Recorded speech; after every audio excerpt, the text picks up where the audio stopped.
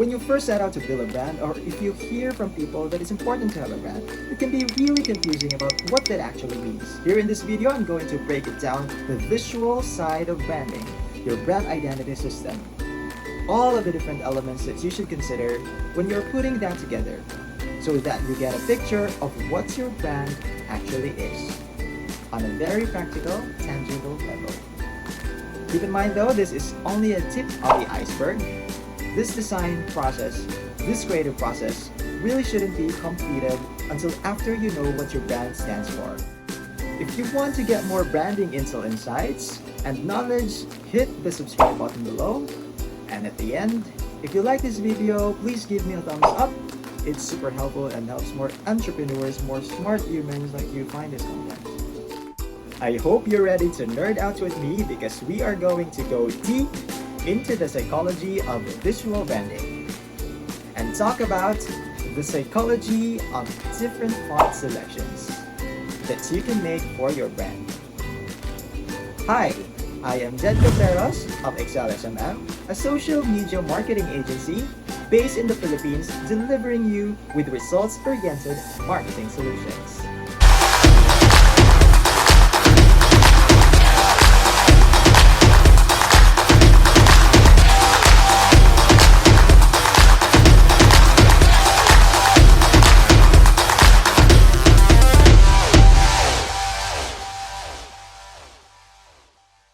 In this video, we are going to cover the three major font categories so you can start to see them in your everyday life and you can make educated decisions about what is going to best communicate your brand.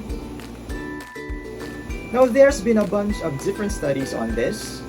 Essentially, our brain looks for patterns. We look to make associations with what we're seeing and connect it to what we've seen in the past.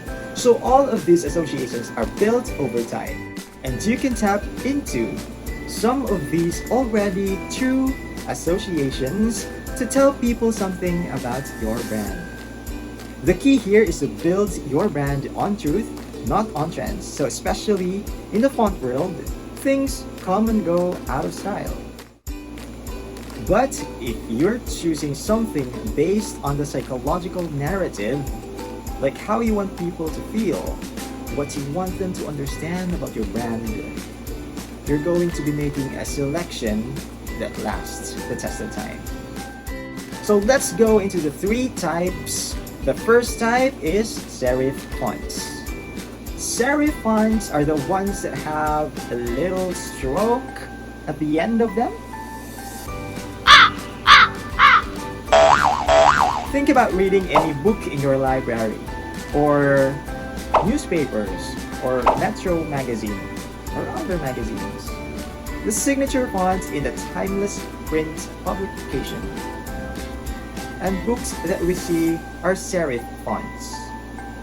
For that reason, we can get a few different associations from it.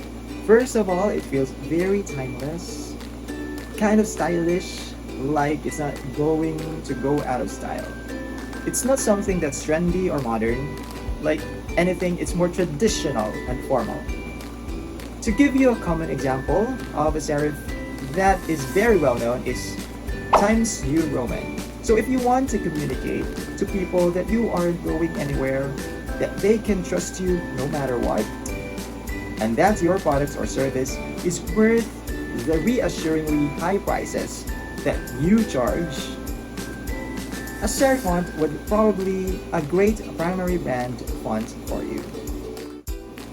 The second major category of font is the sans serif. So this doesn't have the little pieces at the end of the font. You see these fonts online and on websites a lot more often. And for that reason, they feel more modern. To give you a very common example of a sans serif that most people know, it would be something like Arial. Now, these fonts are very versatile. They tend to be more modern, so they give a more youthful vibe, a more casual vibe. These fonts are very versatile, so you can pair them with other fonts that have more of an expressive personality to give them more balance.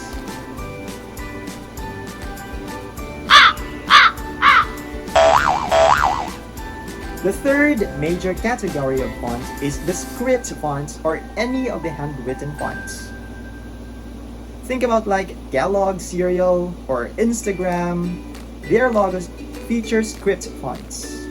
These tend to be more casual, more welcoming, and sometimes they're more feminine.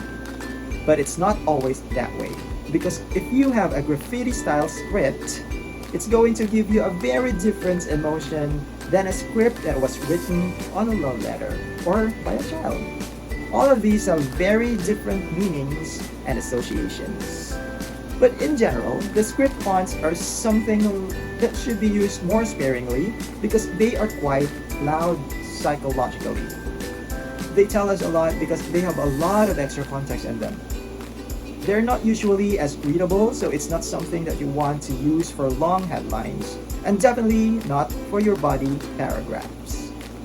But as that additional context or additional flair to give your brand a very distinctive flavor and some interest, a script font can be a great addition.